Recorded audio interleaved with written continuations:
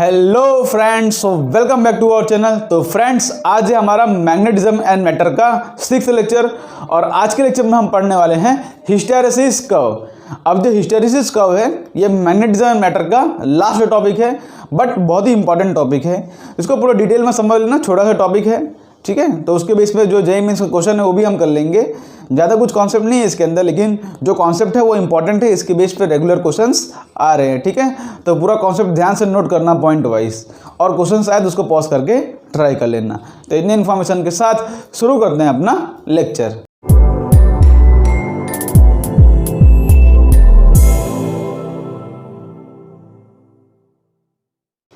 तो फ्रेंड्स, शुरू करते हैं अपना टॉपिक। तो आज हमारा टॉपिक है हिस्टैरिसीस कर्व। तो सबसे पहले हम समझ लेते हैं कि हिस्टैरिसीस क्या होता है, ठीक है। टॉपिक डाल दो हिस्टैरिसीस। आपने नाम पहली बार सुना होगा, कोई दिक्कत नहीं है। हिस्टैरिसीस का डेफिनेशन लिखो या तो लिख लो, it is the property of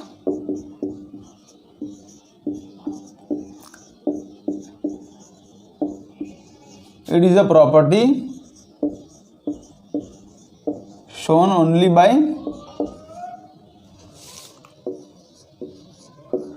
a ferromagnetic material या तो ferromagnetic substance। और ferromagnetic substance के बारे में तो आप जानते ही होंगे। ये ऐसे सब्सटेंस होते हैं जो कि अपने आप को उनके जो डोमेन्स होते हैं ना अंदर, वो अपने मैग्नेटिक फील्ड के मैक्सिमम अपने आप को अलाइन करने की कोशिश करते हैं, वो होते हैं फेरोमैग्नेटिक सब्सटेंस। इनकी मैग्नेटिक प्रॉपर्टी पैरामैग्नेटिक और डायमैग्नेटिक के कंपैरिजन में ज़्यादा होती है। फेरोमैग्नेटिक सब्सटेंस, इनकी रिलेटिव परमिएबिलिटी की वैल्यू ज़्यादा होती है। ये हमने सब पिछले लेक्चर में बात की हुई है। तो अगर आपने वो लेक्चर नहीं देखा हो तो प्लीज़ एक बार जाके वो लेक्चर देख कर आ जाए, ठीक है। तो हिस्टैरिसीस क्या होता है? It is a property shown only by a ferromagnetic material. अब कौन सी प्रॉपर्टी होती है वो हम थोड़ी देर में समझते हैं, ठीक है। तो अब हम आज के लेक्चर हमारा हिस्टैरिसीस कर्व समझेंगे। हिस्टैरिसीस कर्व क्या होता है? It is the graph between hysteresis curve, ठीक है। It is the graph between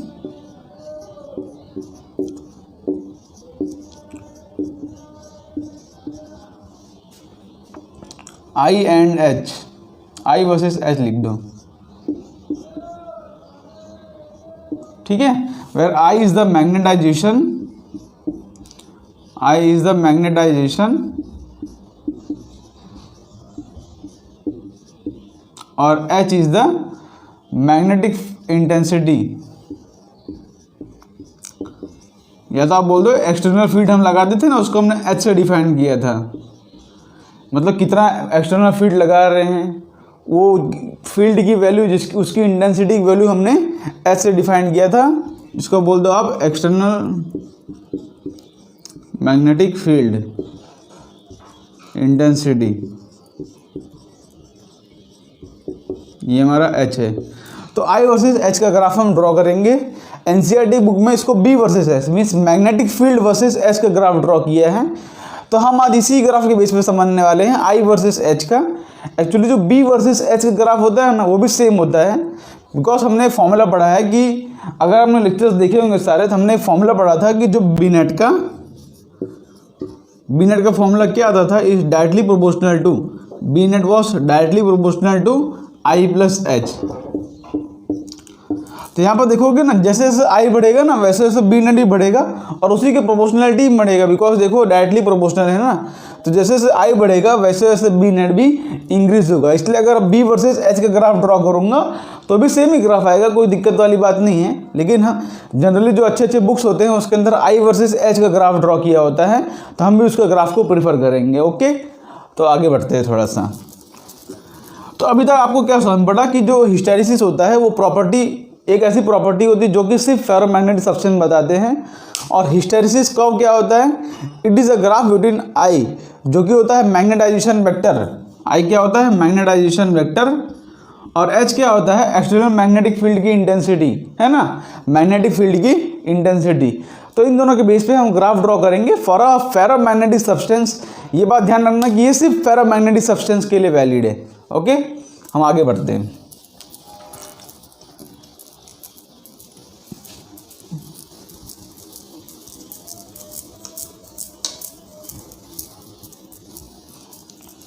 अब देखो हमने एक फॉर्मूला पढ़ा है कि I equal to zeta H. हमने क्या फॉर्मूला पढ़ा है कि I equal to zeta H, हमने फॉर्मूला पढ़ा था।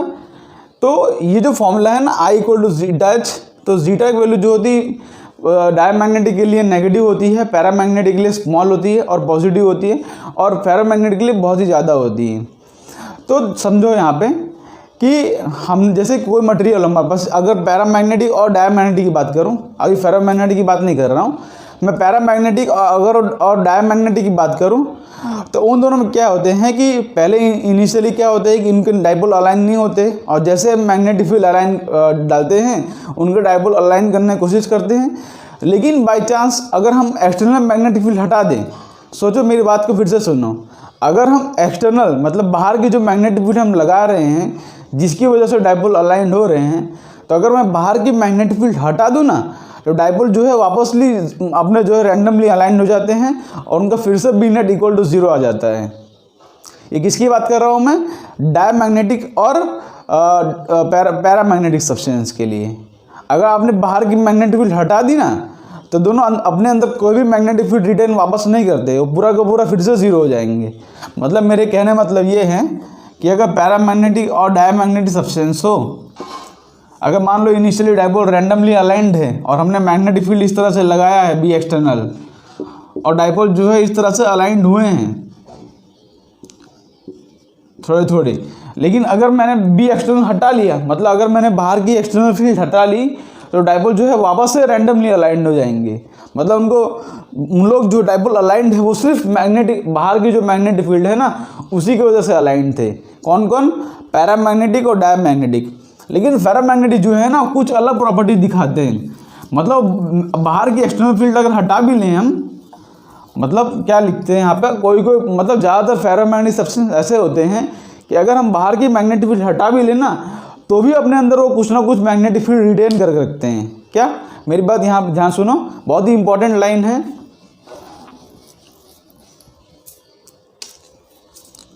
इन डायमैग्नेटिक एंड पैरामैग्नेटिक सब्सटेंस, उसके बाद हम ग्राफ सीखते हैं, ठीक है। In diamagnetic and paramagnetic substance, graph को सीखने से पहले आपको पता होना चाहिए कि हम ग्राफ में करने क्या वाले हैं। In paramagnetic substance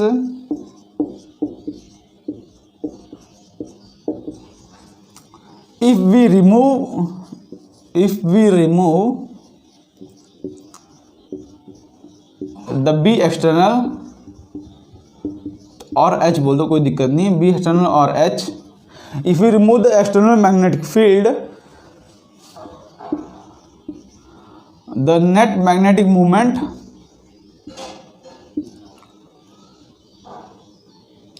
of dipole becomes zero. क्योंकि डाइपोल फिर से रैंडमली अलाइंड हो जाएंगे तो उनकी नेट मैग्नेटिक फील्ड जीरो हो जाती है, अपने अंदर कोई भी मैग्नेटिक फील्ड वो रिटेन करते नहीं है। बट यहाँ पर लिखो but in ferromagnetic substance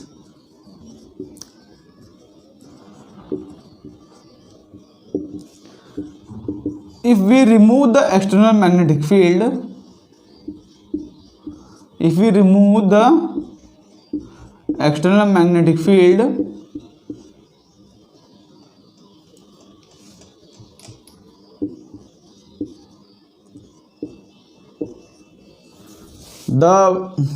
if we remove the external magnetic field, the net magnetic movement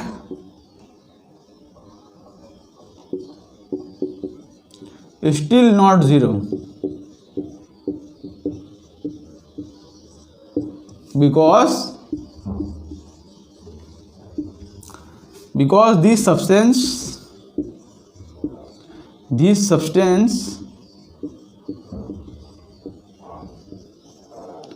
retain some magnetic property, retain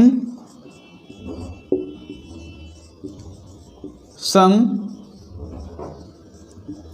magnetic properties,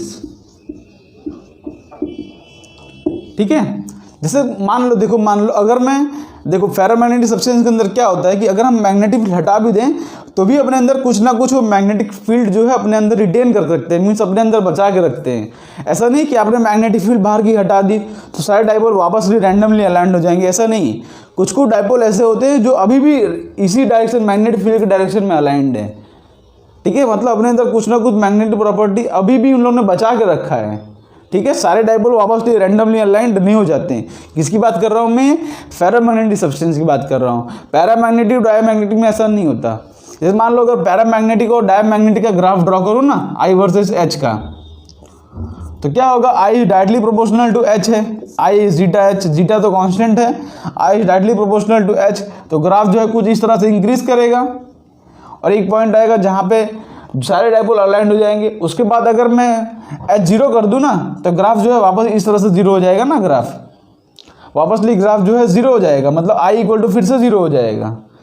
H zero करोगे तो आई भी जीरो हो जाएगा, ठीक है। अगर आपने बाहर की मैग्नेटिक फील्ड एच की जीरो कर दिया तो उनका जो मैग्नेटाइजेशन है, मतलब जो डाइपोल अलाइन थे, वो भी वापस से जीरो हो जाएंगे। ये किसकी बात कर रहा हूँ? पैरामैग्नेटिक और डायमैग्नेटिक के केस में। बट फेरोमैग्नेटिक के केस में ऐसा नहीं होता, इसलिए उसका ग्राफ जो है कुछ अलग ही आता है। तो फेरोमैग्नेटिक केस में, फेरोमैग्नेटिक के केस में यहाँ तो इन दोनों केस में क्या होता है कि I is directly proportional to H.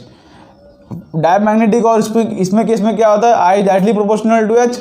बस इन दोनों केस में क्या होता है कि I is directly not proportional to H. Proportionality directly नहीं होता, ठीक है। कुछ ना कुछ मैग्नेटिक फील्ड अपने अंदर बचा के रखता है और ग्राफ जो है मतलब डायरेक्टली प्रोपोर्शनल टू एच नहीं होता, बट इन दोनों केस में होता है, ओके।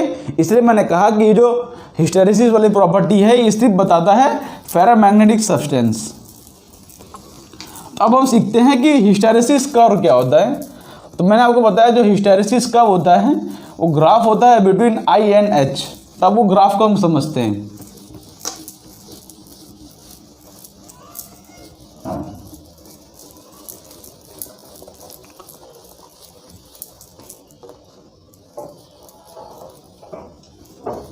ठीक है, ग्राफ को एकदम अच्छे से समझेंगे, एकदम कॉन्सेप्ट वाइज।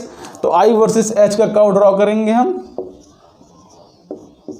आई जो है मैग्नेटाइजेशन है, एच जो है एक्सटर्नल मैग्नेटिक फील्ड है, एक्सटर्नल मैग्नेटिक फील्ड की इंटेंसिटी,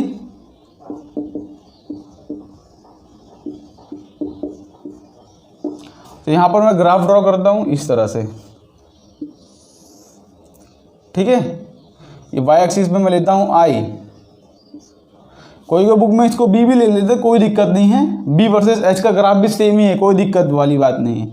और यहाँ पर एच, एच क्या है? एक्सटर्नल मैग्नेटिक फील्ड, ये ध्यान रखना, बार बार बताता हूँ, एच है एक्सटर्नल मैग्नेटिक फील्ड। इसकी ग्राफ ड्रॉ करेंगे हम।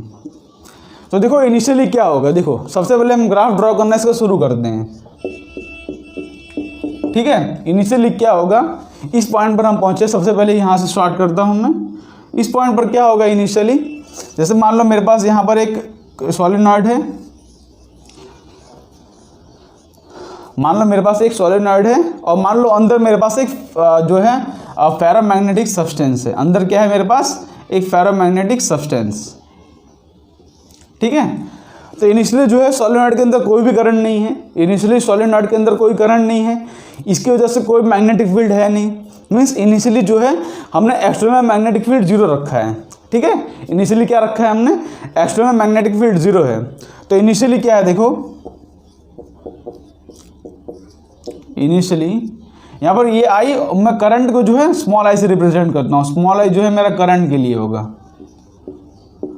तो इनिशियली जो है small I equal to zero, means current इसके अंदर जीरो है। इस सॉलिनॉइड के अंदर करंट जीरो है, तो हमको पता है सॉलिनॉइड का फॉर्मूला क्या होता है मैग्नेटिक फील्ड का, म्यू नॉट एन आई। तो अगर करंट जीरो है तो मैग्नेटिक फील्ड भी जीरो होगा। मैग्नेटिक फील्ड जीरो मतलब क्या है कि एक्सटर्नल मैग्नेटिक फील्ड इनिशियली क्या है? जीरो। मीन्स इनिशियली जो है एच इक्वल टू जीरो है। तो अगर एच इक्वल टू जीरो होगा तो डेफिनेटली, अगर यहाँ पे एक्सटर्नल मैग्नेटिक फील्ड है ही नहीं, इनिशियली की बात कर रहा हूँ, अभी कोई डाइपोल अलाइन नहीं थे, अभी सब डाइपोल रैंडमली अलाइंड है इसके अंदर, तो यहाँ पर क्या होगा कि आई इक्वल टू जीरो आएगा। मतलब इस केस पे सबसे पहले केस में क्या होगा, करंट इसके अंदर कोई है ही नहीं सोलेनॉइड के अंदर। अगर करंट नहीं होगा तो एक्सटर्नल मैग्नेटिक फील्ड नहीं होगा, एक्सटर्नल मैग्नेटिक फील्ड नहीं होगा तो कोई भी मैग्नेटाइजेशन नहीं हुआ होगा। अब हम क्या करते हैं धीरे धीरे, नाउ यहाँ पे लिखो, now we will gradually increase current. Gradually मतलब धीरे धीरे, we will gradually increase current.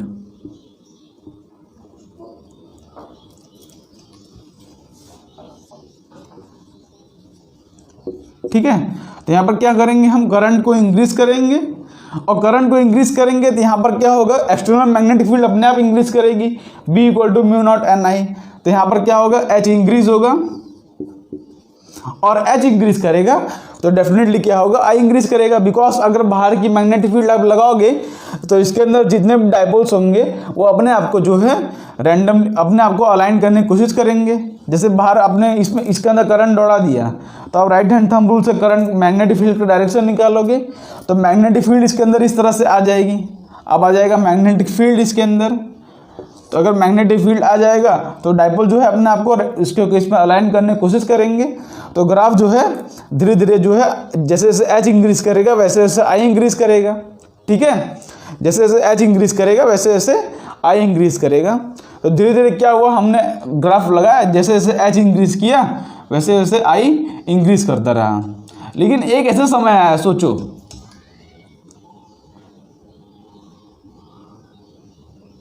लेकिन एक ऐसा समय आया, ध्यान से देखो, हम I इंक्रीज करते गए तो H इंक्रीज किया, H इंक्रीज किया तो I भी इंक्रीज करता गया। ठीक है, बाद में क्या हुआ कि मान लो इसके अंदर ये मटेरियल है हमारे पास ये, तो इसके अंदर एक ऐसा समय आया कि अब सारे डाइपोल जो है कि मैग्नेटिक फील्ड के डायरेक्शन में अलाइन हो गए। अब H इंक्रीज करते गए तो I इंक्रीज करता गया, मीन्स डाइपोल जो है धीरे धीरे अलाइन करने की कोशिश करते गए। लेकिन एक ऐसा समय आया कि यहाँ पर सारे के सारे डाइपोल्स मैग्नेटिक फील्ड के डायरेक्शन में अलाइन कर गए। तो अब चाहे आप जितना भी H इंक्रीज करो, मतलब अब चाहे आप बाहर की मैग्नेटिक फील्ड जितना भी इंक्रीज करो, अब तो जो है I इंक्रीज नहीं करेगा ना, मीन्स अब तो जो है मैग्नेटाइजेशन इंक्रीज नहीं होगा ना। जैसे मान लो कि पूरे के पूरे डाइपोल अगर अलाइंड हो गए डायरेक्शन में, पूरे के पूरे डाइपोल अगर डायरेक्शन में अलाइंड हो गए तो अब चाहे जितनी भी कोशिश कर लो, अब डाइपोल और कितना ज़्यादा अलाइंड होगा भाई, पूरे के पूरे डाइपोल तो अलाइंड हो गए एकदम। तो अब चाहे H जितना भी इंक्रीज कर लो, अब चाहे H जितना भी इंक्रीज कर लो, लेकिन I अब इससे ज़्यादा अलाइंड हो ही नहीं सकता। जैसे मान लो कि आपके टेस्ट है, आप रोज़ प्रैक्टिस कर रहे हो, आपका टेस्ट 100 मार्क्स का है फॉर एग्जांपल, तो आप एक धीरे धीरे क्या है कि आपने प्रैक्टिस कर करके मार्क्स बढ़ाया, आपने और प्रैक्टिस किया और अच्छे मार्क्स है, और प्रैक्टिस किया और अच्छे मार्क्स है। एक ऐसा समय आया कि जब आपका 100 आउट ऑफ 100 मार्क्स आ गया। तो चाहे आप जितनी प्रैक्टिस कर लो, लेकिन टेस्ट तो 100 मार्क्स का ही है, मतलब आपके मैक्सिमम लाने की कैपेसिटी 100 मार्क्स की है, उससे ज़्यादा तो टेस्ट का मार्क्स ही नहीं, तो उससे ज़्यादा कितना मार्क्स ला पाओगे आप। इसलिए जो है आपकी मैक्सिमम कैपेसिटी अब रीच हो चुकी है। तो उस केस में अब चाहे और भी पढ़ाई कर लोगे, लेकिन 100% से ज़्यादा तो नहीं आएगा ना। यही हमारा, अगर अब क्या आएगा, I इंक्रीज करेगा till saturation, till saturation. Saturation मतलब क्या होता है, सैचुरेशन मतलब एक ऐसा केस जहाँ पे आप H चाहे जितना बढ़ाओ अब I इंक्रीज नहीं करेगा। तो इस केस में क्या होगा, अब हम चाहे जितना बढ़ाएं लेकिन अब I इंक्रीज नहीं करेगा। देखो I कांस्टेंट होने लगा है, अब I जो है इस तरह से कांस्टेंट चला जाएगा। H बढ़ाते जाओगे तो I जो है इस तरह से कांस्टेंट होते चला जाएगा। तो एक ऐसा केस आ गया, हमारे H को जितना भी बढ़ाने से I जो है इंक्रीज नहीं कर रहा है। ठीक है, तो इस पॉइंट को मैं बोल देता हूँ A पॉइंट। इस पॉइंट को मैंने क्या बोल दिया है, A पॉइंट। A पॉइंट क्या है हमारा, सैचुरेशन का पॉइंट। A पॉइंट क्या है हमारा, सैचुरेशन। कहाँ लिख देते हैं, चलो यहीं कहीं लिख देते हैं। A पॉइंट हमारा है सैचुरेशन पॉइंट।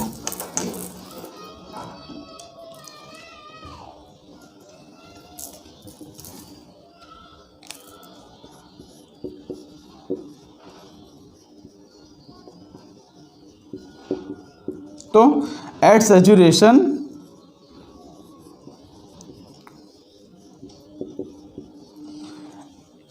आफ्टर सैचुरेशन, या तो ऐसे लिखो, after saturation after saturation if we increase H, if we increase H मतलब हम करंट बढ़ा रहे हैं और एच को इंक्रीज कर रहे हैं, और करंट बढ़ा रहे हैं और एच को इंक्रीज कर रहे हैं। तो अगर हम एच को इंक्रीज करेंगे, now I will remain constant.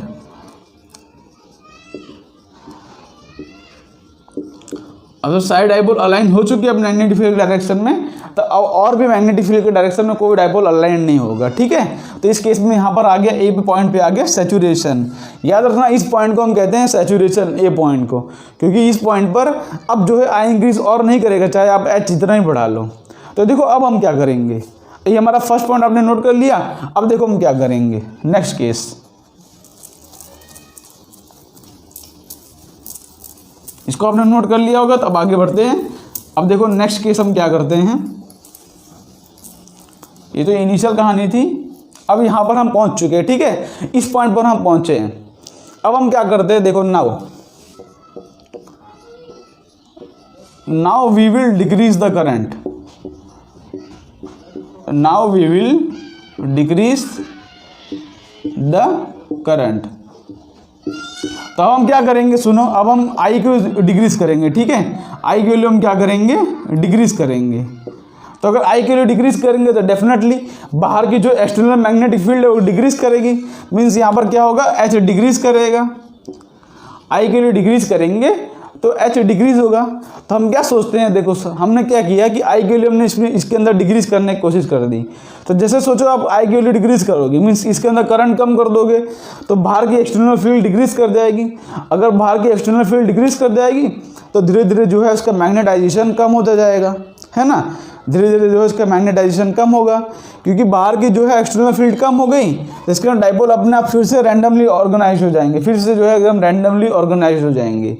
तो हमने क्या सोचा, देखो हम क्या सोच रहे हैं कि अगर हम एच को डिक्रीज करते करते मीन्स करंट को डिक्रीज करते करते जीरो तक ले आए, मीन्स सोचो हमने बाहर का करंट डिक्रीज करते करते एकदम जीरो तक ले आए।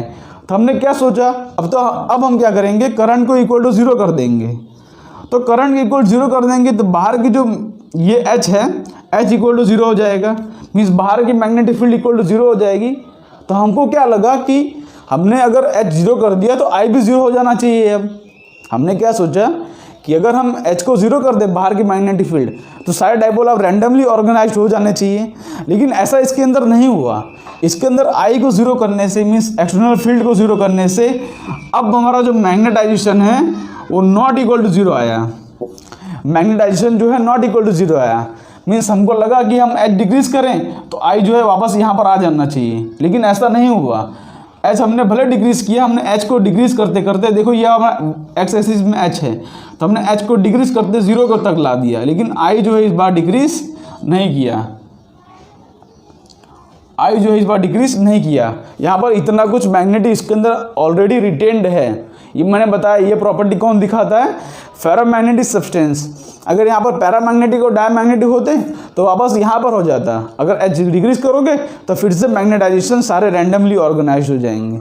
लेकिन इस केस में क्या है कि डाइपोल जो है अलाइंड हो चुके हैं, तो आपने अगर एच को जीरो कर दिया ना, बाहर की मैग्नेटिक फील्ड को इक्वल टू जीरो कर दिया है, तब जो है कुछ डाइपोल तो रैंडमली ऑर्गेनाइज हो जाएंगे, लेकिन सारे डाइपोल नहीं होंगे। कुछ डाइपोल एकदम ढीठ है, यहाँ पर ऐसे ही खड़े हुए हैं, हम नहीं जाएंगे, हम तो ऐसे ही रहना चाहते हैं। आप डाइपोल को डिस्टर्ब कर रहे हो लेकिन वो डिस्टर्ब नहीं होंगे, वो इसी तरह से मेंटेन रहेंगे। ठीक है, इसलिए हमारा जो है हमने एच तो भले जीरो कर दिया लेकिन I is not equal to zero.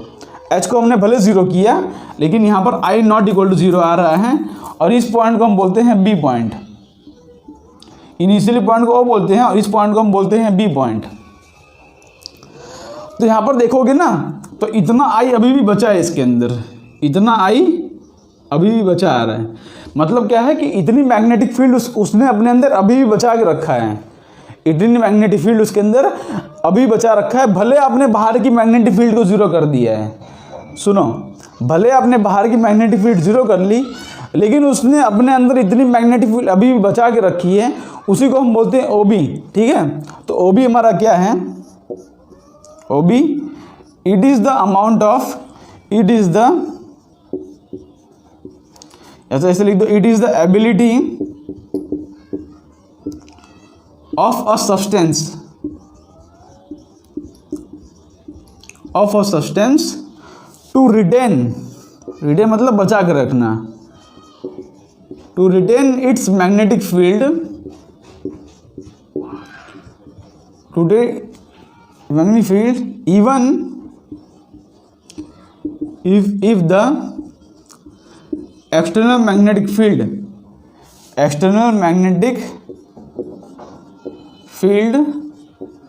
becomes zero। Simple language में इसका डेफिनेशन याद रखो आप कि ओ बी क्या है, it is the ability of a substance to retain its magnetic field even if the external magnetic field is zero. भले आपने बाहर की एक्सटर्नल फील्ड जीरो कर दी, लेकिन तो भी इसने इतना मैग्नेटिक फील्ड बचा के रखा है, ठीक है, इतना मैग्नेटाइजेशन उसके अंदर अभी भी है। तो इस ओबी को हम बोलते हैं रिटेंटिविटी। ये पॉइंट को आप नोट रखो कि ओबी को हम क्या बोलते हैं, रिटेंटिविटी बोलते हैं, रिटेंटिविटी। अगर पूछे किसी ने आपको डेफिनेशन में पूछ लिया कि रिटेंटिविटी ऑफ मटेरियल क्या होता है, it is the ability of a substance to retain its magnetic field even if the external magnetic field is zero. ये बात ध्यान रखना, ठीक है। इसको हम बोलते हैं रिटेंटिविटी, ये ओबी को हम बोलते हैं रिटेंटिविटी, ये ए को हम बोलते हैं सैचुरेशन पॉइंट। ओके, तो हम थोड़ा फिर से आगे बढ़ते हैं थोड़ा। अब हम क्या बोलते हैं, हमको तो इसको जीरो करना ही है, हम यहाँ पर ठान लिए हैं कि हमको इसको जीरो करना है। तो उसके लिए हम क्या करेंगे, देखो अब तो ये जीरो हो ही नहीं रहा, हमने भले करंट जीरो कर दिया लेकिन तो भी आई जीरो नहीं हो रहा है, लेकिन हमको तो किसी भी तरह से आई को जीरो करना है, ठीक है। तो उसके लिए हम देखो क्या जुगाड़ लगाएंगे, हमको तो आई को जीरो करना ही है, तो उसके लिए हम क्या जुगाड़ लगाएंगे। नाउ देखो, लिखो फिर से आगे, एक एक कहानी समझते जाओ। नाउ वी विल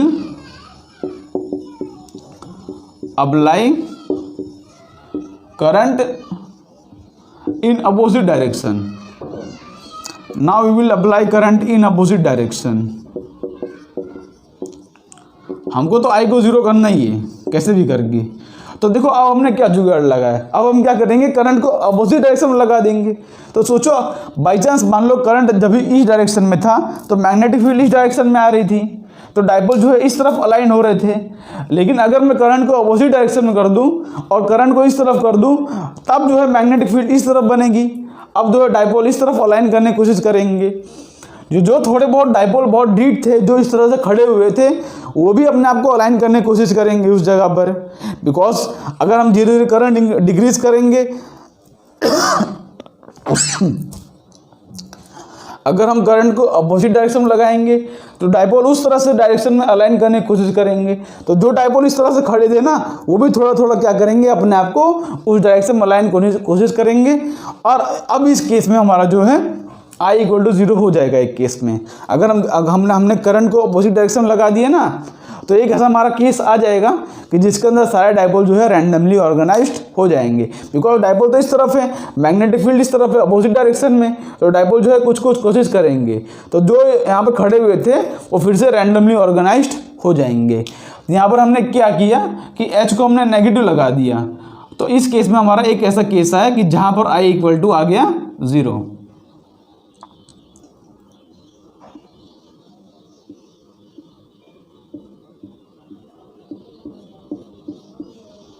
इसको थोड़ा अच्छे से ड्रॉ कर देता हूँ यहाँ पे।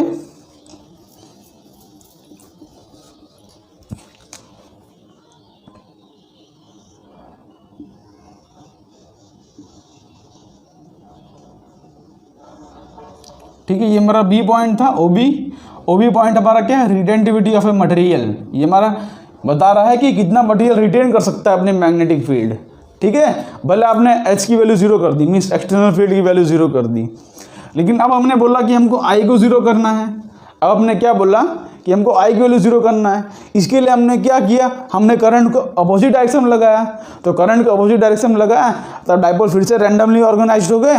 और इस केस में ये पॉइंट को C बोल दो, तो ये OC क्या है, ये हमारा OC बन जाएगा। OC क्या है, देखो अब OC को हम एक टर्म से डिफाइन करते हैं जो कि होता है कोर्सिविटी, अब कोर्सिविटी क्या होता है, रिटेंटिविटी और कोर्सिविटी, इसके अंदर दो टर्म होते हैं। तो कोर्सिविटी क्या होता है यहाँ पर लिख लो, it is the extra magnetic field बोलो या तो मैग्नेटिक फोर्स बोलो, एक्स्ट्रा मैग्नेटिक फील्ड रिक्वायर्ड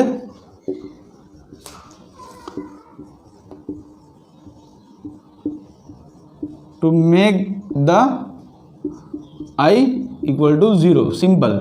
या तो ऐसा बोल दो कितना नेगेटिव मैग्नेटिक फील्ड आपको चाहिए, कितना नेगेटिव एच चाहिए आपको। नेगेटिव एच क्यों? Because of magnetic field opposite direction में लगाओगे, सॉरी करंट अपोजिट डायरेक्शन में फ्लो कर रहोगे, तो उसके वजह से एच भी जो है बनेगा अपोजिट डायरेक्शन में। तो यहाँ पे ऐसे लिख दो कितना नेगेटिव एच रिक्वायर्ड है, सिंपल भाषा में negative H required to make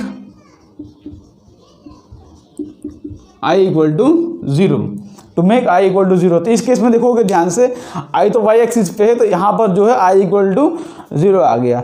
तो कितना नेगेटिव मैग्नेटिक फील्ड रिक्वायर्ड है कि हमको जो है मैग्नेटाइजेशन उसके अंदर 0 करना है, मीन्स उसके अंदर के सारे डाइपोल को हम लोग फिर से रैंडमली अलाइन करना है, उसको हम बोलते हैं कोर्सिविटी।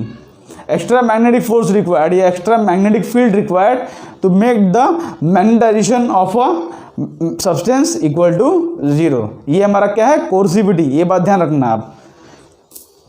जैसे मान लो कोई मटेरियल के अंदर डाइपोल जो है बहुत सख्त हैं, मतलब जो है बहुत सख्त इस तरह से खड़े हुए हैं, तो उनको हमको क्या बोलते हैं कि हमको आई 0 करने के लिए हमको बहुत ज़्यादा मैग्नेटिक फील्ड रिक्वायर्ड होगी, ठीक है। तो वो हमको बताता है ये ओसी पॉइंट कितना मैग्नेटिक फील्ड रिक्वायर्ड है। तो अगर बहुत ज़्यादा रिक्वायर्ड होगा तो ये ग्राफ जो है और आगे आके यहाँ पर 0 होगा, ठीक है। तो जितना भी ओसी पॉइंट आएगा, जितना ओसी पॉइंट आएगा, हमको बताया है कि कितना एक्स्ट्रा मैग्नेटिक फील्ड हमको चाहिए या कितना हमको एक्स्ट्रा एच चाहिए। ये हमारा नेगेटिव एच है ना, कितना हमको इतना एक्स्ट्रा नेगेटिव एच चाहिए हमको जो है आई इक्वल टू 0 बनाने के लिए, बात ध्यान रखना। और रिटेंटिविटी हमको क्या बताता है, कितना मटेरियल ने अभी अपनी मैग्नेटिक प्रॉपर्टी रिटेन कर रखा है, भले आपने यहाँ पर एच की वैल्यू 0 कर दी है। ये बी पॉइंट पे क्या होता है? ये बी पॉइंट पे होता है कि एच इक्वल टू 0 है but I is not equal to 0।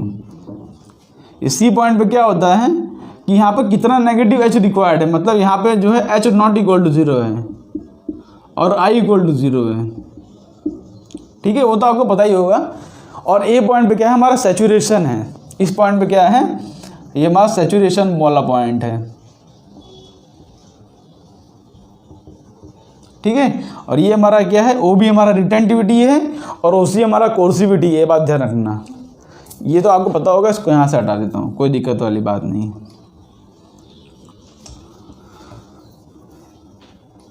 ठीक है। तो अब कहानी को हम फिर से आगे बढ़ाते हैं, थोड़ा सा इसको हटाएं, अब कहानी को आगे बढ़ाएं। ओ सी तक पहुँच चुके हैं। तो अब जो है हमने मैग्नेटिक फील्ड को अपोजिट डायरेक्शन में लगा चुके हैं, हमने अब करंट को अपोजिट डायरेक्शन में दौड़ा दिया है, ठीक है। हमने करंट को अपोजिट डायरेक्शन में दौड़ा के आई को हमने 0 कर दिया, मीन्स जो डाइपोल इस तरफ थे हमने उसको घुमा के इस तरफ कर दिया है, ठीक है। थोड़ा थोड़ा इस रैंडमली ऑर्गेनाइज कर दिया, अभी तो रैंडमली ऑर्गेनाइज्ड है। तो अब हम क्या करेंगे ना, हमने करंट को अपोजिट डायरेक्शन में लगा दिया है। Now we will increase the current in opposite direction, now we will increase the current in opposite direction, increase current in opposite direction। तो जब हमने अपोजिट डायरेक्शन में करंट लगाया है उसकी वैल्यू हम इंक्रीज करते जाएंगे। तो अगर हम अब फिर से आई इंक्रीज करेंगे, आई इंक्रीज करेंगे तो डेफिनेटली एच मतलब एक्सटर्नल मैग्नेटिक फील्ड इंक्रीज करेगी और उसकी वजह से हमारे मैग्नेटाइजेशन वो भी जो है इंक्रीज करेगी, भले इन नेगेटिव डायरेक्शन इंक्रीज तो करेगी, भले इन नेगेटिव डायरेक्शन।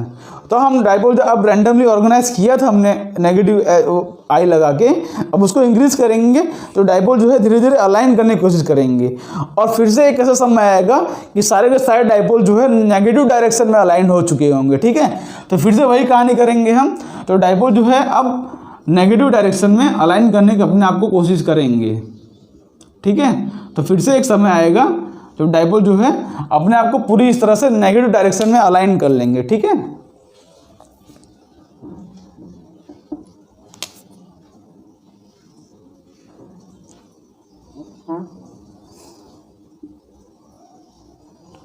ठीक है, देखो हमने ध्यान से फिर से हमने नेगेटिव एच बढ़ाया, हमने नेगेटिव एच बढ़ा रहे हैं तो नेगेटिव आई इंक्रीज हो रहा है। तो फिर से एक ऐसा समय आ गया, देखो हमारा नेगेटिव आई है ये, तो फिर से एक ऐसा समय आ गया जहाँ पर आप अब एच इंक्रीज करोगे तो आई इंक्रीज नहीं करेगा। तो हमारा ये जो डी पॉइंट है ना, इसको डी पॉइंट बोल दो, ये भी हमारा सेचुरेशन का पॉइंट है, नेगेटिव में सेचुरेशन का पॉइंट है। तो डी पॉइंट क्या है? Saturation point. फिर से हमारा सेचुरेशन पॉइंट आ जाएगा। अब देखो एच को इंक्रीज करते जाओ तो आई इंक्रीज करता जाएगा, तो फिर से एक ऐसा समय आ जाएगा जहाँ पर ये सेचुरेशन हो जाएगा। तो फिर से हम वही काम करेंगे, अब हम फिर से करंट को जो है डिक्रीज करेंगे। तो करंट को डिक्रीज करेंगे तो जो है ये फिर से पूरा का पूरा जीरो नहीं होगा, कुछ ना कुछ अपने अंदर एक्सटर्नल मैग्नेटिक फील्ड रिटेन करके रखेगा। तो ग्राफ जो है फिर से इस तरह से बनेगा। अब मान लो ये पॉइंट को मैं बोल दूँ ई पॉइंट, तो ओ ई क्या है? Retentivity in the opposite direction, मतलब इस डायरेक्शन में कितना रिटेन कर पा रहा है अपने मैग्नेटिक फील्ड को। तो उसी तरह से एक ग्राफ बनेगा। तो फिर से हम क्या करेंगे? करंट को अपोजिट डायरेक्शन में लगाएंगे और फिर से जो है ग्राफ कुछ इस तरह से बनेगा और धीरे धीरे ग्राफ जो है पूरा इस तरह से लूप फॉर्म कर लेगा। ठीक है, समझ पड़ा? ये ओ ई क्या है? O is the retentivity in the opposite direction, O F is the coercivity, O F is the coercivity in the opposite direction. ठीक है, अलग अलग डायरेक्शन में इस तरह से कहानी होगी। सेम कहानी यहाँ पर भी होगी कि आपने देखो पूरी कहानी कहाँ स्टार्ट हुई, पहले यहाँ पर I इक्वल टू 0 था, H इक्वल टू 0 था, मतलब I और H दोनों 0 थे, मैग्नेटिक फील्ड और मैग्नेटाइजेशन 0 था। इस केस में आके अब हम धीरे धीरे हम I इंक्रीज किया, H इंक्रीज किया। इस केस में आके दोनों कॉन्स्टेंट, मतलब अब I कॉन्स्टेंट हो गया, भले आप H H जितना इंक्रीज करो। उसके बाद हमने क्या किया? करंट को डिक्रीज करने की कोशिश की। करंट को डिक्रीज करते करते हमने करंट को 0 कर दिया। करंट को 0 कर दिया मीन्स H इक्वल टू 0 कर दिया हमने। H यहाँ पर 0 हो गया, लेकिन I जो है अभी भी 0 नहीं है, I की वैल्यू इतनी बची है। तो इसको हम बोलते हैं रिटेंटिविटी, कितनी अपने मैग्नेटिक फील्ड या कितना मैग्नेटाइजेशन उसने बचा के रखा है। ठीक है, तो हमने क्या किया? अब करंट को अपोजिट डायरेक्शन में लगाया, तो यहाँ पर अपोजिट डायरेक्शन लगा के हमने I को 0 कर दिया। तो OC क्या बताता है हमको? कितना हमको एक्स्ट्रा मैग्नेटिक फोर्स रिक्वायर्ड है हमको जो है I की वैल्यू 0 करने के लिए। फिर हमने नेगेटिव डायरेक्शन में करंट को इंक्रीज किया, तो फिर से वही कहानी शुरू हो गई जो यहाँ पर कहानी हुई थी, और इस तरह से हमारा लूप बन जाता है। और इसी लूप को हम बोलते हैं हिस्टैरिसीस लूप। इसी लूप को हम बोलते हैं हिस्टैरिसीस लूप। तो ध्यान से देखोगे O से लेके A तक क्या हुआ? O से लेके A तक मैग्नेटाइज हुआ,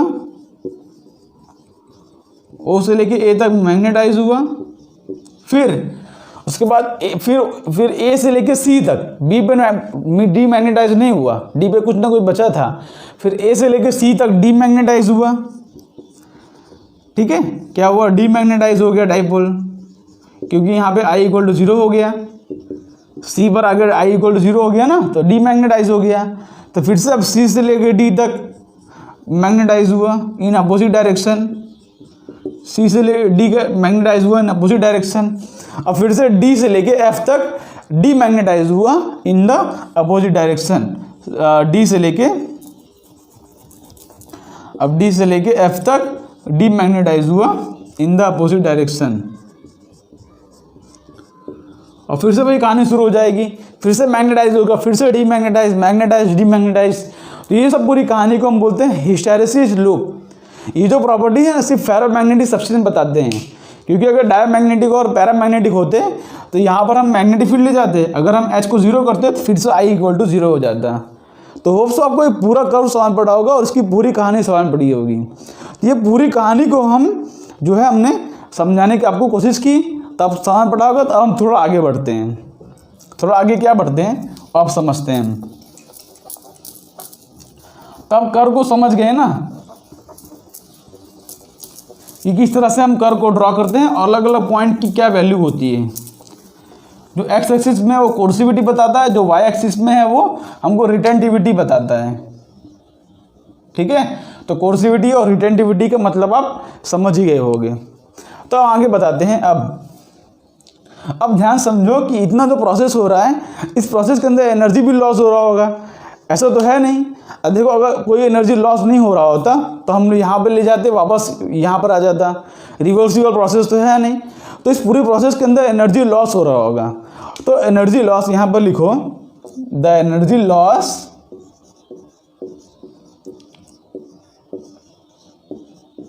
is directly proportional to area of the loop.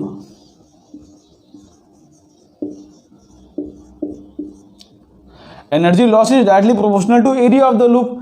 मतलब समझो कि जितना इस लूप का एरिया बड़ा होगा, ये देखो लूप का एरिया है, ये जितना इस लूप का एरिया बड़ा होगा उतना ज़्यादा एनर्जी लॉस हुआ होगा। उतना ज़्यादा एनर्जी कैसे लॉस होगा? डाइपोल को जो है यहाँ पर लाने में और डिफिकल्टी हमको होगी।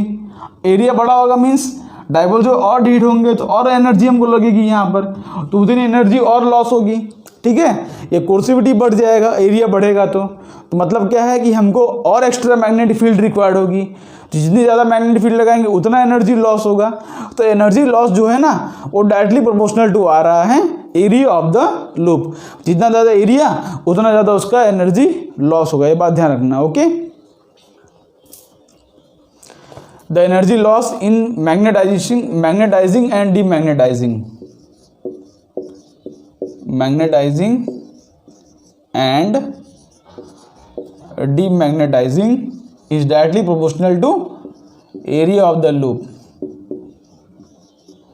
ओके, तो एरिया ऑफ द लूप पे डिपेंड करता है। दूसरा, ये हमको ग्राफ क्या दिखाता है? The hysteresis curve shows, the hysteresis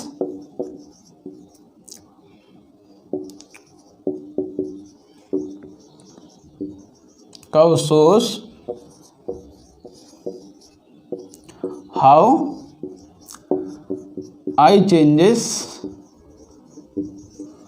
with H। Hysteresis का हमको क्या दिखाता है? हम अब जितनी भी कहानी तो सुने ना, आपने क्या समझा कि हम H को बढ़ा रहे हैं तब I इंक्रीज हो रहा है, H को बढ़ा रहे हैं तो I इंक्रीज हुआ, H को बढ़ा रहे हैं तो I इंक्रीज हुआ, H को घटा रहे हैं तो I डिक्रीज हुआ। मतलब जो है H के चेंज होने से I पर क्या फ़र्क पड़ रहा है? एक्सटर्नल मैग्नेटिक फील्ड के चेंज होने से आई पर क्या फ़र्क पड़ रहा है, वही ये पूरा ग्राफ दिखाता है हमको हिस्टेरेसिस कर्व। और ध्यान से देखोगे ना, जब एच चेंज हो रहा है तभी आई चेंज हो रहा है। ऐसा नहीं कि पहले आई चेंज कर गया बाद में एच चेंज हुआ, ऐसा कभी नहीं हो रहा है पूरे ग्राफ में। आप मैग्नेटिक फील्ड को बढ़ाओगे तभी आई इंक्रीज होगा, आप एच को बढ़ाओगे तभी आई इंक्रीज होगा। आप बाहर की एक्सटर्नल फील्ड बढ़ाओगे तभी अंदर का ये आई इंक्रीज होगा। ठीक है, तो यहाँ पर एच चेंज होगा तभी आई चेंज होगा। इसका मतलब क्या हुआ कि इसका मतलब क्या हुआ कि I is always behind H, I is always behind H. मतलब बिहाइंड को हम एक वर्ड बोलते हैं जिसको बोलते हैं लैगिंग, लैगिंग बिहाइंड। ठीक है, I is always lagging behind H. Lagging मतलब क्या होता है कि उससे पीछे है। ठीक है, मतलब आई जो है एच से हमेशा पीछे है। यही हमको ग्राफ दिखाता है हिस्टेरेसिस कर्व, किस तरह से एच के चेंज होने से आई चेंज हो रहा है। आई के चेंज होने से एच नहीं, एच के चेंज होने से किस तरह से आई चेंज हो रहा है।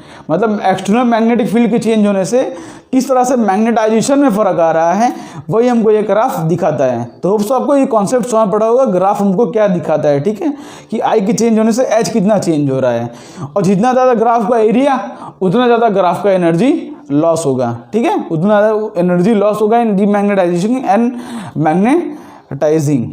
ओके, दूसरी बात क्या है यहाँ पर कि for unique value of H, for unique value of H,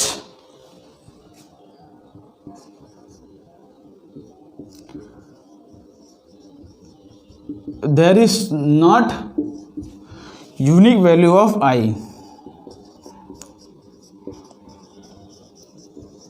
बहुत इंपॉर्टेंट पॉइंट्स है, इसको आप नोट करते जाओ वन बाय वन। ठीक है, पहला पॉइंट, दूसरा पॉइंट, तीसरा पॉइंट।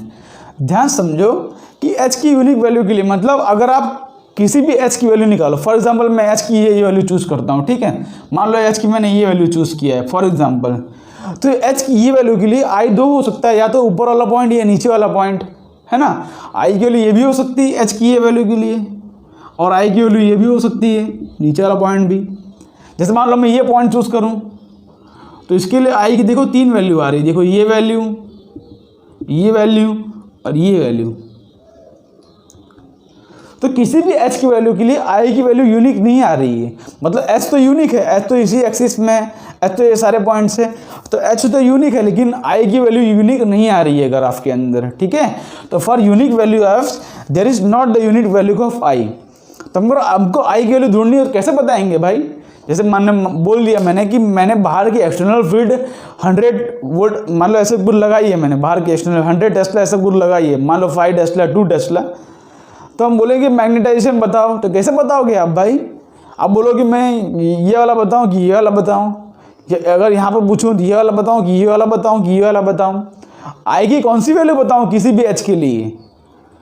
तो आई की वैल्यू फाइंड करने के लिए हमको ग्राफ का हिस्ट्री पता होना चाहिए। देखो एक बहुत ही इंपॉर्टेंट पॉइंट लिख रहा हूं मैं आगे, इसको आप यहाँ पर नोट करो। चलो, to find the value of I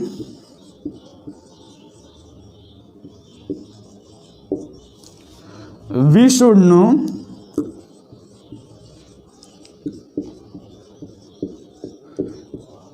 the history of the curve।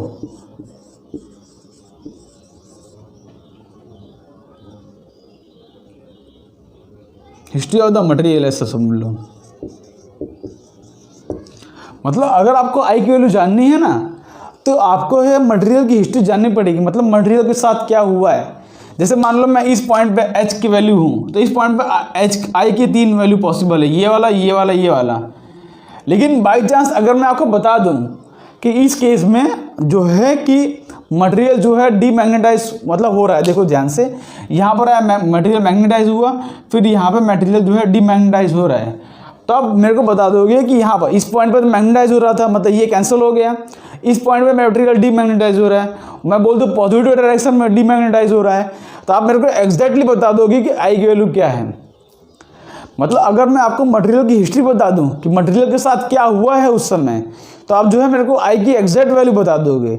अगर मैं ऐसा बता दूं कि मटेरियल जो है पहले मैग्नेटाइज हुआ था, अब डीमैग्नेटाइज हो रहा है, तो आप बोल दोगे हाँ इस केस में मैग्नेटाइज हुआ था, अब यहाँ आके मटेरियल डीमैग्नेटाइज हो रहा है, तो हाँ ये वाली हमारी आई की वैल्यू होगी। तो अगर आपको आई की वैल्यू पहचानना है ना, तो आपको मटेरियल की हिस्ट्री पता होनी चाहिए। बहुत ही इंपॉर्टेंट पॉइंट है, बच्चों को समझ में नहीं पड़ता क्या लिखा है ये वाला। अगर मैं एच की ये वैल्यू ले रहा हूँ, तो यहाँ पर आई की 2 वैल्यू पॉसिबल है। मैं बोल रहा हूँ कि मटेरियल जो है डीमैग्नेटाइज हो रहा है, तो आप बोलोगे हाँ ये वैल्यू पॉसिबल है। इसमें तो मटेरियल डीमैग्नेटाइज हो रहा है, लेकिन इन द नेगेटिव डायरेक्शन।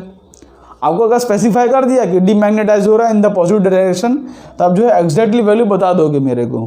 ठीक है, तो मटेरियल की हिस्ट्री पता होनी चाहिए ग्राफ का आई की वैल्यू फाइंड करने के लिए। आई की वैल्यू यूनिक नहीं है for unique value of H.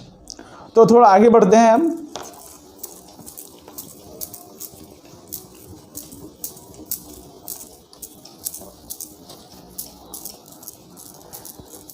अब हम 2 मटेरियल को कंपेयर करते हैं। एक हमारे पास 2 मटेरियल हैं, एक सॉफ्ट आयरन है और एक स्टील है। 2 ग्राफ को हम कंपेयर करेंगे हम।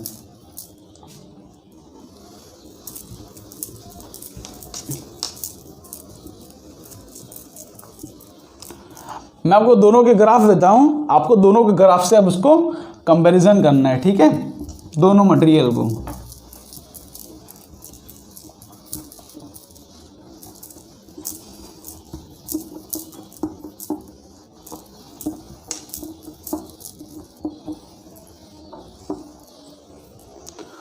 तो देखो यहाँ पर तो हम 2 मटेरियल कंपेयर करेंगे। एक स्टील है हमारे पास और एक है सॉफ्ट आयरन।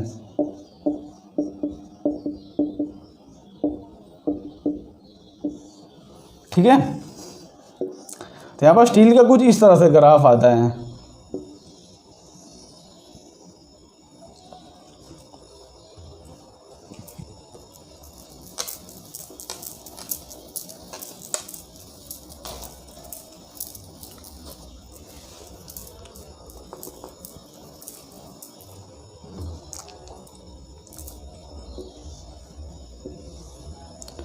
हम इसके ग्राफ से पूरी कहानी समझेंगे।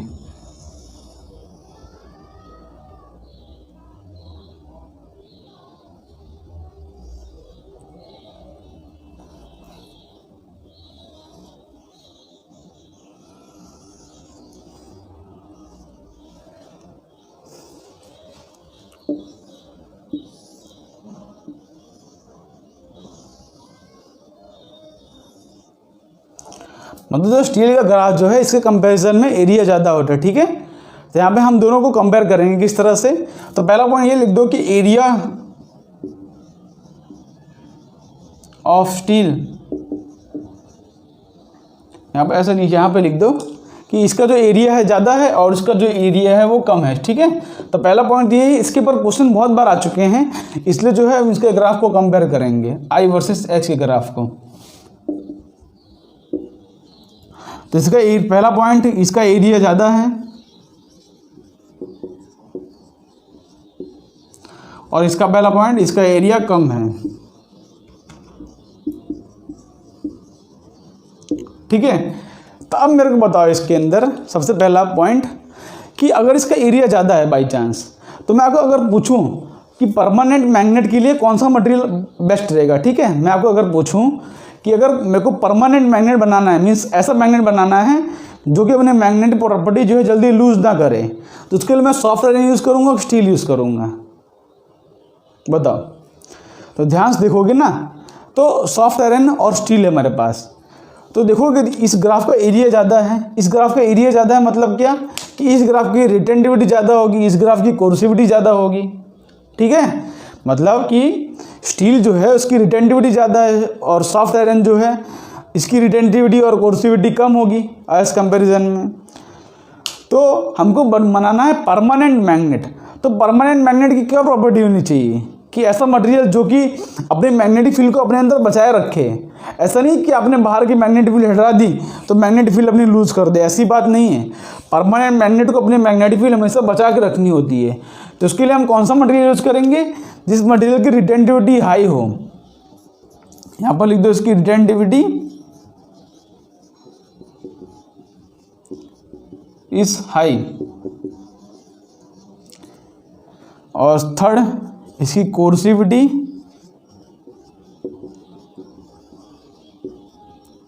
Is high. वैसे आप कोई बुक में नोट करोगे ना तो यहाँ पर सॉफ्ट आयरन की रिटेंटिविटी थोड़ा सा ज़्यादा बताते हैं, वो बात सही भी है। सॉफ्ट आयरन की रिटेंटिविटी जो है ना स्टील की रिटेंटिविटी थोड़ी सी ज़्यादा होती है, ठीक है, थोड़ी सी ज़्यादा होती है। यहाँ पर इसकी रिटेंटिविटी यहाँ पर चलो एक लिख दो, इसकी retentivity is slightly less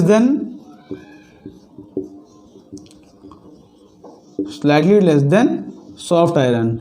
but ऐसा नहीं कि ज़्यादा नहीं होती, इसकी ज़्यादा होती है, पर इसकी सॉफ्ट आयरन से थोड़ी सी कम होती है। पर सॉफ्ट आयरन की कोर्सिविटी ज़्यादा होती है, रिटेंटिविटी जो है थोड़ी सी कम होती है, लेकिन कोर्सिविटी जो ज़्यादा होती है, ठीक है। Second point, retentivity is high, retentivity is slightly more. Third point, कोर्सिविटी is low,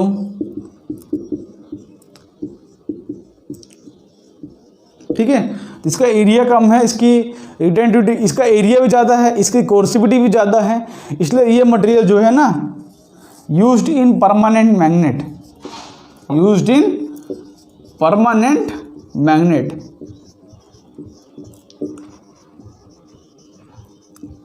अरे भाई अगर आपको परमानेंट मैग्नेट बनाना है तो आप तो ऐसे यही चाहोगे ना कि वो अपनी मैग्नेटिक प्रॉपर्टी लूज ना करे। अगर मैग्नेटिक प्रॉपर्टी लूज कर गया भाई तो परमानेंट मैग्नेट बनाने क्या मतलब है कि आप मैग्नेटाइज किया, आपने उसको जैसे ही मैग्नेट फील्ड हटाया फिर से पूरा डीमैग्नेटाइज हो गया। तो ऐसा मटेरियल हमको नहीं चाहिए भाई, इसलिए हम परमानेंट मैग्नेट अगर हमको बनाना हो तो हम यूज़ करेंगे हम स्टील। तो steel is use in making permanent magnet. लेकिन बाई चांस अगर आपको ट्रांसफॉर्मर बनाना हो, देखो ये जो सब क्या किस में यूज़ होते हैं, ट्रांसफॉर्मर्स,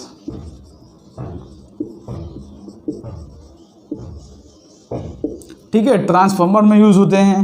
या तो ऐसा बोल दो कि बहुत जगह यूज़ होते हैं ट्रांसफॉर्मर में, जनरेटर्स में, इलेक्ट्रोमैग्नेट्स में,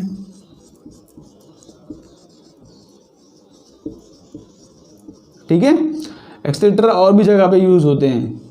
तो मतलब अगर आपको इलेक्ट्रोमैग्नेट, ट्रांसफॉर्मर, जनरेटर बनाना हो ना तो आपको ऐसी मटेरियल यूज़ करनी पड़ेगी जिसकी कोर्सिविटी भी लो हो, रिटेंटिविटी भी लो हो। मतलब ऐसा मटेरियल जिसकी रिटेंटिविटी और भले इसकी ज़्यादा होती है, लेकिन अगर आपको ट्रांसफॉर्मर, जनरेटर और इलेक्ट्रोमैग्नेट्स बनाने हो ना तो ऐसा मटेरियल यूज़ करना है जिसकी एरिया, रिटेंटिविटी और मतलब ऐसा मटेरियल यूज़ करना है जिसकी रिटेंटिविटी भी लो हो, कोर्सिविटी भी लो हो, ठीक है। क्योंकि समझो ट्रांसफार्मर ये सब के केस में क्या होता है पता है, बहुत सारे करंट का फ्लक्चुएशन होता है फास्ट रेट में। तो उस केस में क्या चाहते हैं कि उसके अंदर जो मैग्नेट यूज़ हो रहे हैं ना वो जल्दी से मैग्नेटाइज हो जाए, जल्दी से डीमैग्नेटाइज हो जाए, ऐसे मैग्नेट यूज़ करते हैं हम उसके अंदर। ऐसा नहीं चाहते कि अपने मैग्नेटिक प्रॉपर्टी लूज ही ना करें, हम तो चाहते हैं कि ऐसा मैग्नेट यूज़ करें कि जो कि जल्दी से अपनी मैग्नेटिक प्रॉपर्टी लूज कर दे, ठीक है। फिर से मैग्नेटाइज हो जाए, फिर डीमैग्नेटाइज हो जाए, मैग्नेटाइज डीमैग्नेटाइज, ऐसा होता रहे, इसलिए उस केस में हम यूज़ करते हैं सॉफ्ट आयरन, ठीक है। तो आपको क्वेश्चन कभी आया सोचो एग्जाम में कि which material is good for मतलब मेकिंग ट्रांसफार्मर, तो it should have low retentivity, low coercivity, area of the graph should be low. इतने 3 पॉइंट्स आपको नोट करना है। तो परमानेंट मैग्नेट के सिवाय आपको कोई भी क्वेश्चन आए तो आपको मतलब ऐसे तो बहुत जगह होते हैं, लेकिन एग्जांपल के तौर पे मैक्सिमम जो स्टील होता है ना जिसका एरिया ज़्यादा होगा वो परमानेंट मैग्नेट के यूज़ होते हैं, जिसका एरिया कम होगा वो डेफिनेटली ट्रांसफार्मर, जनरेटर और इलेक्ट्रोमैग्नेट्स के लिए यूज़ होते हैं, ठीक है। तो 1-2 क्वेश्चन हम जेईई मेंस से कर लेते हैं, उसके बाद आज का लेक्चर हम एंड करेंगे, ठीक है। सारे सिंपल से क्वेश्चन है, इसको 2 मिनट में हम निपटा देंगे सारे क्वेश्चंस। तो चलो क्वेश्चंस करते हैं हम। तो देखो पहला क्वेश्चन जो है आपके स्क्रीन पर आ चुका होगा, तो इसको आप पॉज करके एक बार ट्राई कर लो। देखो क्वेश्चन क्या लिखा है, हमको 2 ग्राफ दिया है, ठीक है। हमको क्या दिया है, 2 ग्राफ। क्वेश्चन बोला है कि which of the materials are good for electromagnetic generator, transformer and electromagnet, ठीक है। तो हमको 2 ग्राफ दिया है, एक जो पहला वाला ग्राफ है उसका एरिया ज़्यादा है, दूसरा वाला ग्राफ है उसका एरिया कम है। तो जिसका एरिया कम होगा डेफिनेटली वो जो है ट्रांसफार्मर और इलेक्ट्रिक जनरेटर दोनों के लिए यूज़ होगा, क्योंकि एरिया कम चाहिए ना हमको, उसकी कोर्सिविटी और रिटेंटिविटी कम चाहिए हमको, तभी तो परमानेंट मैग्नेट तो पूछा नहीं है इसके अंदर, इलेक्ट्रोमैग्नेट पूछा है, ट्रांसफार्मर पूछा है, जनरेटर पूछा है, तो ये सारे के लिए यूज़ होगा हमारा ग्राफ नंबर बी। तो हमारा जो करेक्ट ऑप्शन है वो सी ऑप्शन है, A for transformer, sorry B for electromagnet and D option हमारा करेक्ट है, D option, B for electromagnet and transformers, okay. तो अब करते हैं देखो अपना नेक्स्ट क्वेश्चन। देखो नेक्स्ट क्वेश्चन के अंदर हमको एक ग्राफ दिया है कुछ इस तरह से,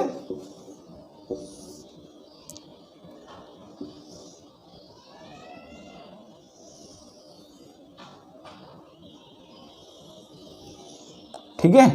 हमको कुछ इस तरह से ग्राफ दिया है, यहाँ पर ये पॉइंट हमारा 50 है और ये पॉइंट हमारा 1.0 है, ये पॉइंट हमारा -50 है और बस, और ये पॉइंट हमारा 1.5 है, ठीक है। तो क्वेश्चन में पूछा क्या गया है हमको, रिटेंटिविटी, कोर्सिविटी और सैचुरेशन।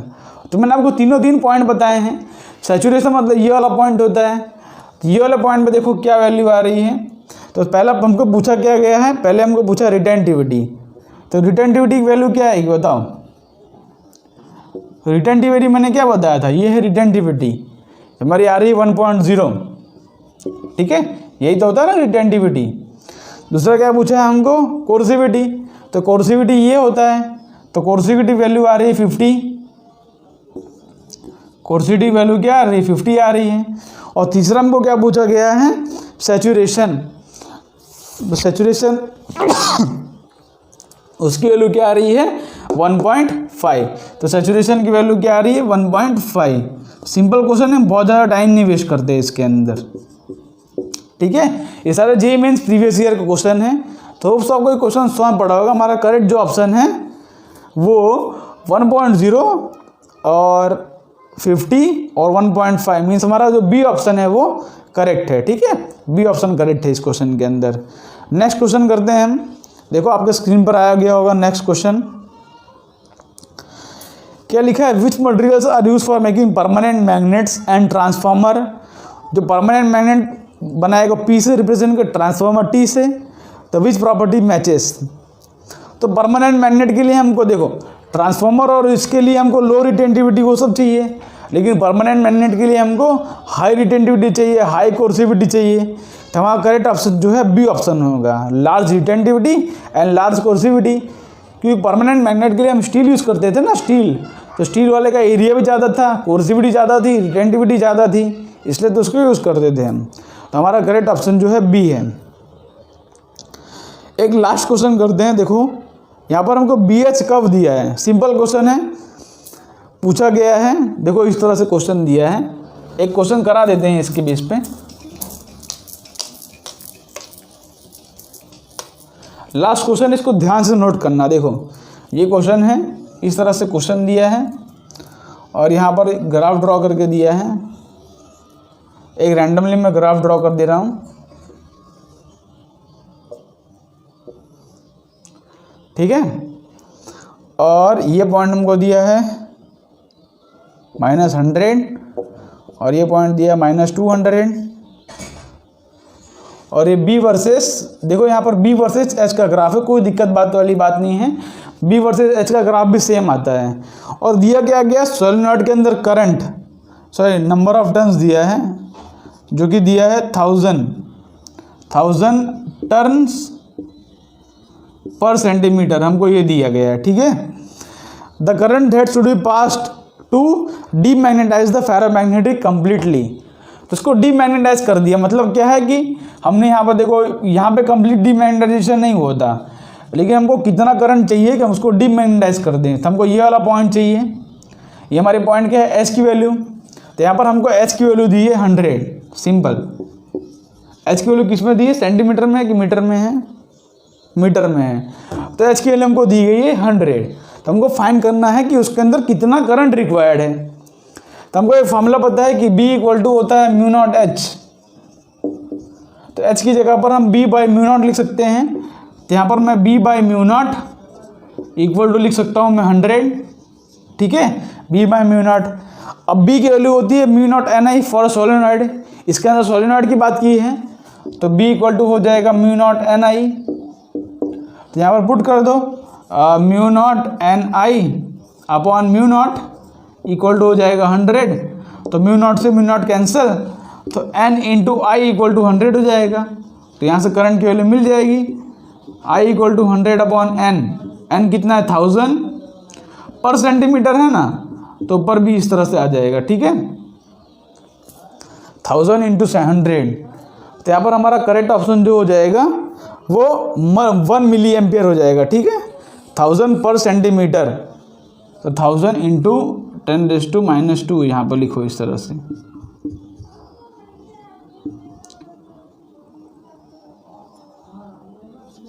देखो ऊपर है हमारा 100 है ऊपर, और नीचे है 1000 पर सेंटीमीटर। तो हमारा 5 जीरो आ गए, तो 2 जीरो कैंसिल हो जाएंगे। तो हमारा करेक्ट ऑप्शन हो जाएगा 10⁻³ ampere means 1 milliampere. Okay, तो हमारा करंट की वैल्यू आ गई 1 मिली एम्पियर। तो हमारा करेक्ट ऑप्शन जो है बी है। तो होप्स तो आज का लेक्चर आपको समझ पड़ा होगा। ये था हमारा जो है मैग्नेटिज्म एंड मैटर का लास्ट लेक्चर। तो लास्ट लेक्चर में सिर्फ इतने ही कॉन्सेप्ट थे, तो होप्स तो पूरा कॉन्सेप्ट समझ पड़ा होगा। तो इसके बेस पे आप और भी अच्छे अच्छे क्वेश्चन सॉल्व करो। तो मिलते हैं आपको नेक्स्ट चैप्टर में, एकदम नए चैप्टर के साथ, इलेक्ट्रोमैग्नेटिक इंडक्शन के साथ। ओके, तब तक के लिए आप पढ़ाई करते रहो। तब तक के लिए बाय बाय।